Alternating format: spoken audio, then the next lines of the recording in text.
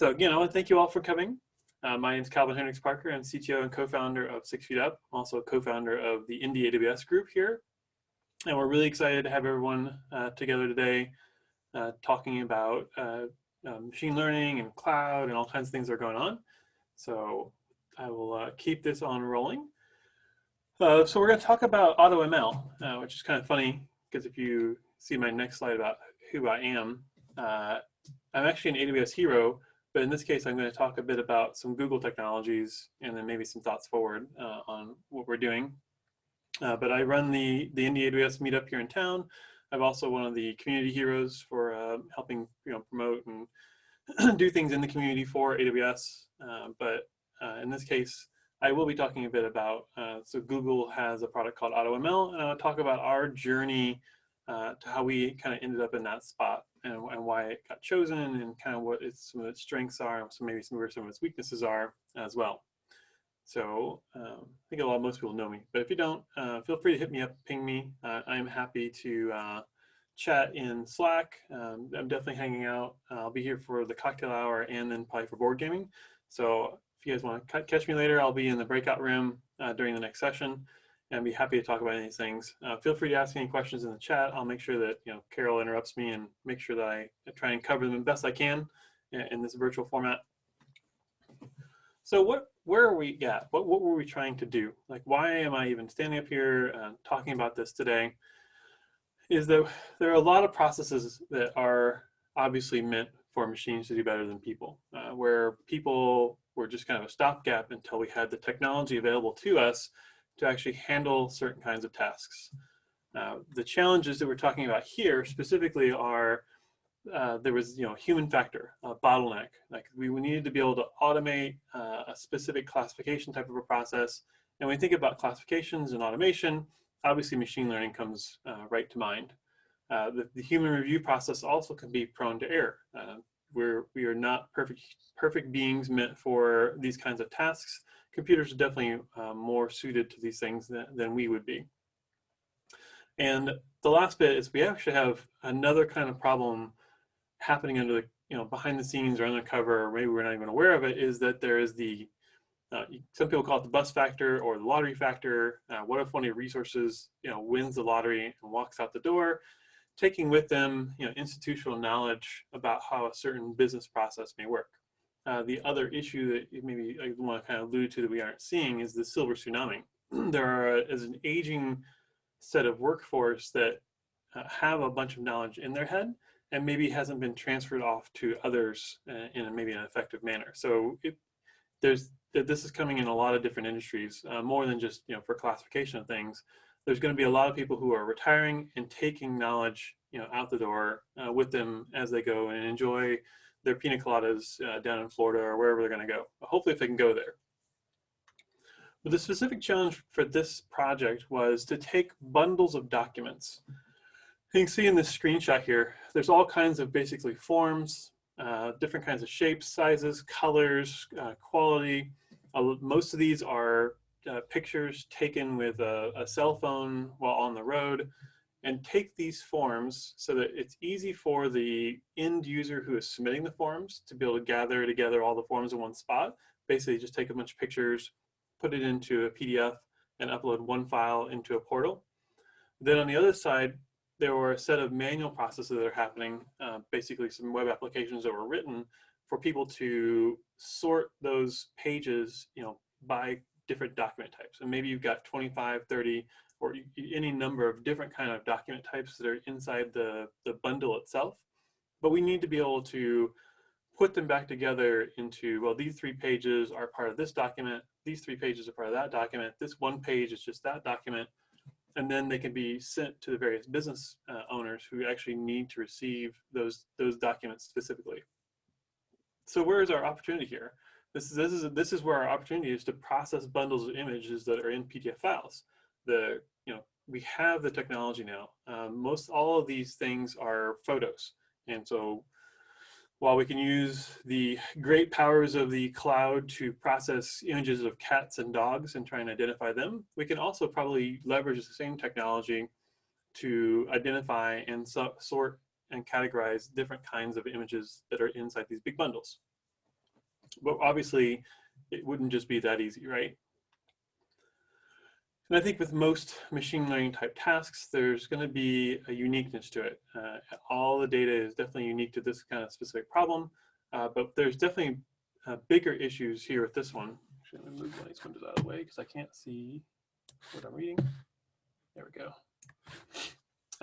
Those images are going to be, very illegible, possibly poorly scanned, warped, blurred, all kinds of different, options. It could be handwritten, faint writing, lack of contrast, all kinds of different things that could stand in our way of actually getting to 100% or even 95, 95, 8% confidence level while trying to identify these various kinds of documents.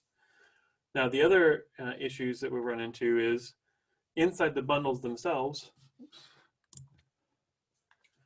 there's going to be a lack of consistency. Sometimes the orientation of the image. I mean, how many people have ever taken an image with their phone only to post it to a service and it is sideways? It's rotated 90 degrees because the accelerometer inside your phone didn't catch the right EXIF metadata, or it didn't get interpreted correctly.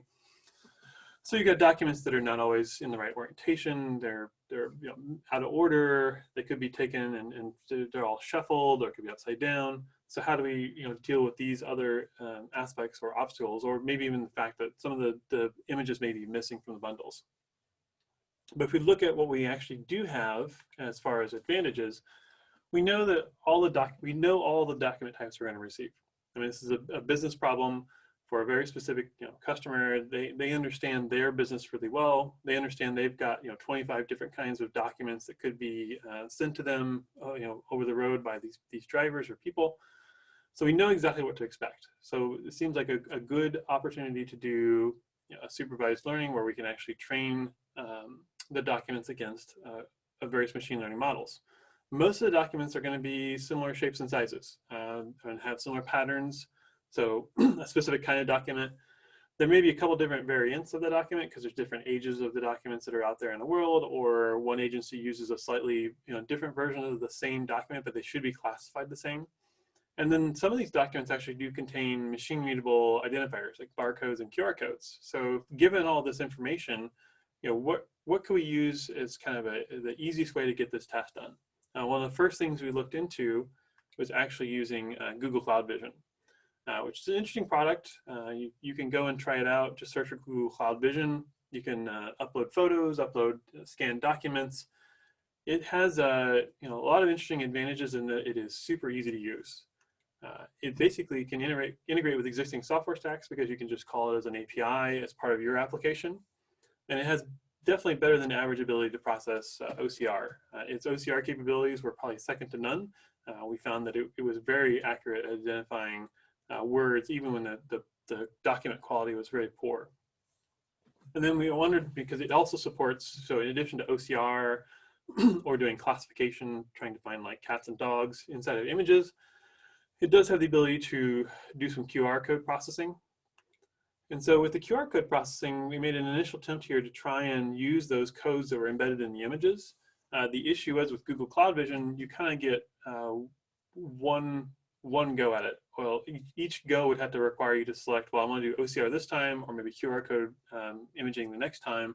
And so you would have to basically run the image through the API multiple times to be able to get either the QR codes out or the OCR text of it. The Google Cloud Vision is page-based, so you can't chop up the page to get useful context. So you couldn't say, look in these bounding boxes onside the page. Basically, Google Cloud Vision is going to say, I see words, here's a jumble of words. And you can't process QR codes simultaneously. It's kind of a one-trick pony, a couple-trick pony. It does the couple bits that it does really well, and it's really meant to kind of maybe get people off the ground with that technology. Another issue with the QR codes that we had, one second,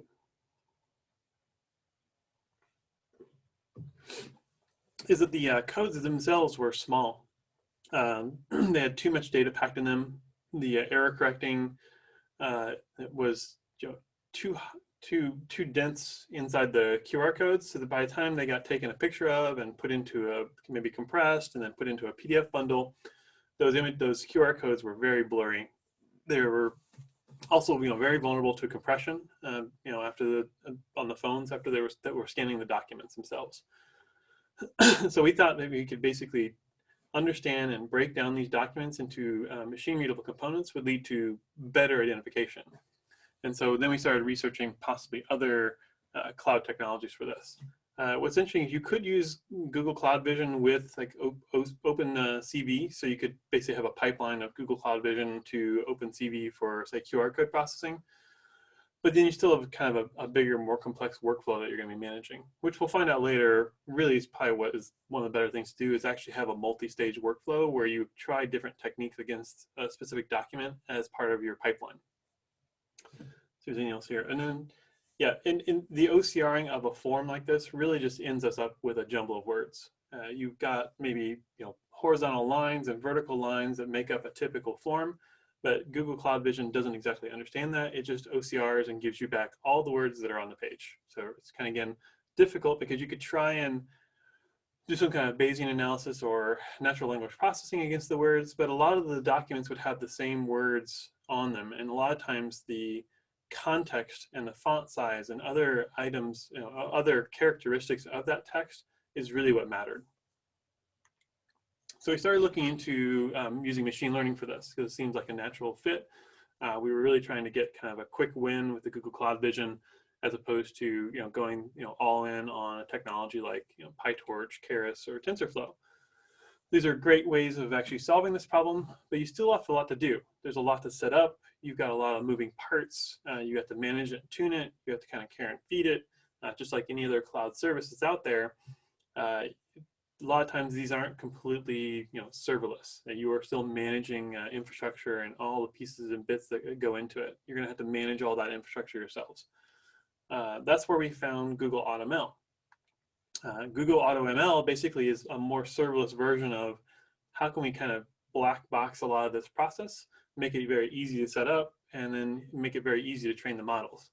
I know that actually Amazon has some technologies now that we hadn't looked at in the past, like their SageMaker Autopilot, which I would definitely want to be looking into. But for the moment, like when we started the project, Google AutoML is actually a really good fit for this. We were actually able to get 95% plus accuracy with very little upfront work. And based, kind of the bottom line was it's pretty awesome. What's nice about Google AutoML is it's basically a well-maintained, or if you have a well-maintained set of training data, representative samples of all your documents that you're going to actually feed into this system, AutoML is really capable of identifying and categorizing them with that level of accuracy. AutoML itself is a lot like PyTorch. You don't have to specify up front the number of layers. It will automatically kind of determine that based on your training sets and the model as it gets built.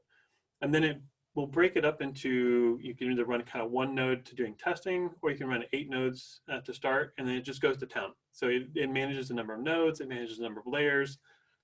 You can pay extra to go wider to get more processing power behind it. I mean, you can do 1 node or 8 nodes. That's kind of just a constraint by Google. And we recommend that you definitely click the parallel option and just go fast, because you're gonna love kind of what you get out of it. So what does the kind of most basic workflow look like for this?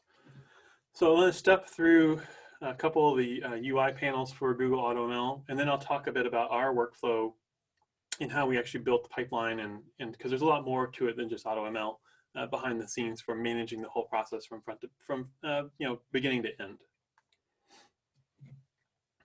So when you log in, you actually have the ability to go into a quick dashboard.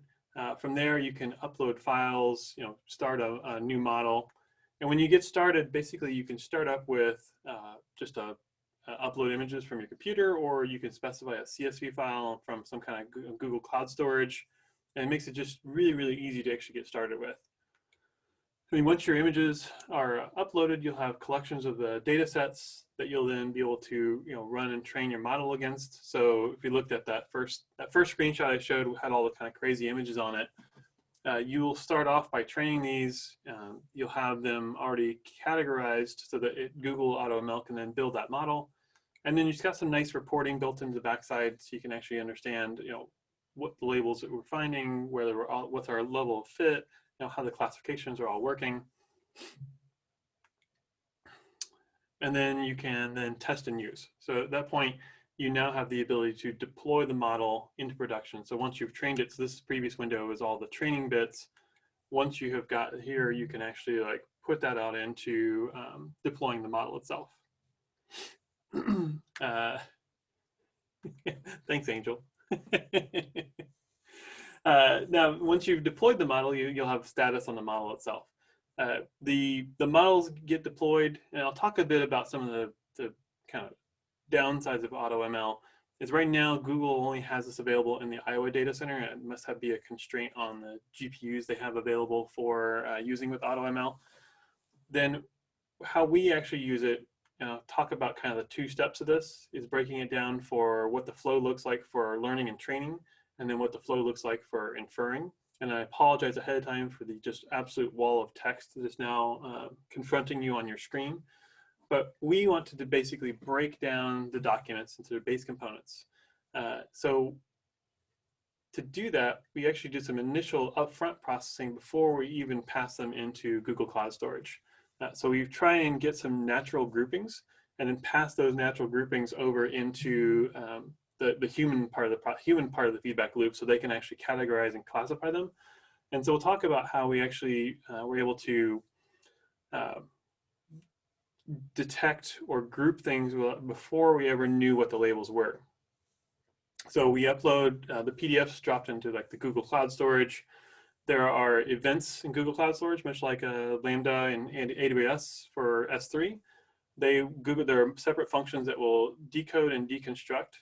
Basically, we will take a specific PDF and split it apart, take each image inside the PDF, and start looking for patterns to see if we can find wavelengths inside the documents. And if you think about forms, they're all going to have horizontal lines through them. So splitting the document and going horizontally may not be as fruitful, but if you actually split the document up and go vertically, you'll actually be able to detect kind of wavelengths and signatures inside the documents as you look for the various breaks in the lines and the various kinds of features that are inside the document without ever actually doing any kind of OCR. So based on that, we put down a manifest.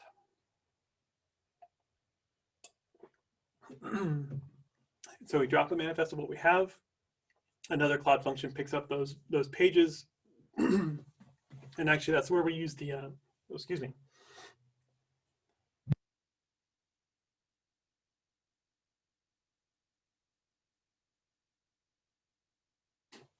So actually at this point, after we've deconstructed the files into multiple pages, oh man, talking all day will dry you out a little bit, I guess. That's where we use what we're calling perceptual hashing. So being able to hash a document based on those wavelengths. Then we catalog them by initial groups checked by the humans in the loop. And now you take that data created by the humans in the loop to train the model against the AutoML set. So pass all into AutoML, creates the model gets deployed, and then all the initial images get removed from Google Cloud Storage, but the metadata can stay. Because we actually are concerned with the security of the documents. We make sure they're encrypted. We only hold on to the documents as long as we ever would need to have them and not any longer, so we don't have that risk of keeping them. And then once we get into inferring, very similar process, except that now we've got our model built. We put the PDF bundles up again on Google Cloud Storage, deconstruct it again back into the individual images. The manifest is generated, and then there's a Cloud function that passes them up into the AutoML, putting them through the pipeline of the deployed model itself. Then the final results of the classifications all get written back, and then we notify the clients via a webhook, so they can actually do this whole process out of band with them. It's really quite nice to be able to do this all with kind of serverless. We're not managing any servers in this process. We get to use the Google Cloud functions for all the event handling without having to manage any kind of servers on the backside. We're not managing the actual ML part of the backside of this. AutoML takes care of a lot of that for us. So sounds all wonderful. What could possibly go wrong here? What could possibly be maybe a downside of AutoML is that it could be potentially costly. The single model runs at a minimum of about $30 a day. if you don't do any inference. Like it's just sitting there, just waiting for you to pass it, API calls. If you actually, the inference is actually very cheap. So you get about $1.25 to for a million predictions. So a million predictions could take your cost up to about $40 a day. So the actual inference with the models is relatively inexpensive, but just the uptime and upkeep of keeping your model running inside the deploy is what gets really expensive. The next bit, so the training costs as well is different from the running the model. It's about $3.15 per node per hour. So we actually used 8 nodes to get our run down to under an hour to run the whole training set against it, which is about 1,500 to 2,000 documents. And if Glenn's watching, he's one of our developers here, he can probably correct me if I'm wrong.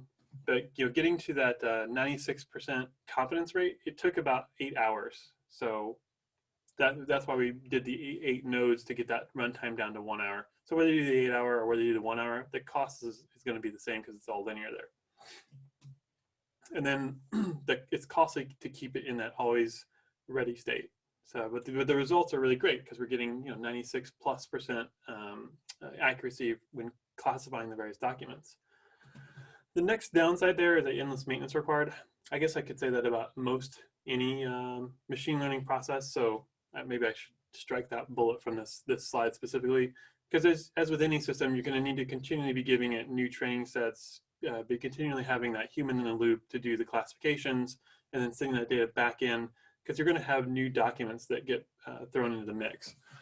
Now, what's nice is if we do see new documents start coming down the pipeline, we can actually automate sending those through our perceptual hashing algorithm, and then pre-group them and send those over into the human feedback loop a lot more efficiently than just saying, here's a whole set of new documents, can you guys all go just please tag these? They can look and say, oh yeah, that's a whole group of one kind of document, that's a whole group of another kind of new document. So new document types can actually come through, be tagged with like an others category and then sent back through that human feedback loop really easily. Now, deployment of the model takes some time. I'm not sure why. It's very black box when it comes to Google and the AutoML. Is that if you click the deploy button, you're going to pay for that hour that it takes to spin up the model and deploy it. And then the same thing goes for spinning it down. So spinning down also takes about 30 to 60 minutes. And you just kind of have to sit and wait. And I'm not sure why, again, it takes that long. It's very black box for there. We're not unsure why the load is so slow or to go, but you basically have to pay for that. So you kind of keep that in mind if you were thinking that you could just spin this up on demand, run a couple inferences, and then shut it back down until you needed it again. Now, it could be good for doing batch jobs in the evening, and maybe you run all of them against it, by running it for a couple hours at night. Then it could really help take the cost of that $30 a day down, because the inferences themselves are pretty cheap. And I mentioned I only run in Iowa right now, so you will have to deploy all this and have your code talk to just that one specific data center. So what we do, I was going to give you guys some quick tips about kind of how this all works. When building these kinds of tools, we're using Python. That's our favorite tool. We started off using Jupyter notebooks to kind of interact and play with the data. But in the end, it was getting a bit tedious. For anyone who's ever used Jupyter notebooks, you may know that it can be a little frustrating, because if you go back, Jupyter notebooks maintains the state of every cell that's ever run, and you can go back and you can rerun cells in out of order operation, which means you could be working on a notebook all day long, only to realize that some data had changed because of an out of order cell run. And then when you go run the notebook clean again, you get different results because of the kind of state that had been maintained. There's a lot of noise. It really can fool you into thinking something's working when maybe it's not, because you've been running one cell over and over and it kind of jumped up and down, back and forth inside there. I recommend people to build some quick little command line tools. I love the Click library for building CLI tools. This allows you to basically take every parameter you would pass into your Python function, make it a parameter on the command line, and now it's really easy to write some make files or CI tools that can actually parameterize each run so you can run them very, very quickly versus having to worry about getting fooled into something's working because the state of your Jupyter notebook kind of led you to think something was working when it may not really have been working.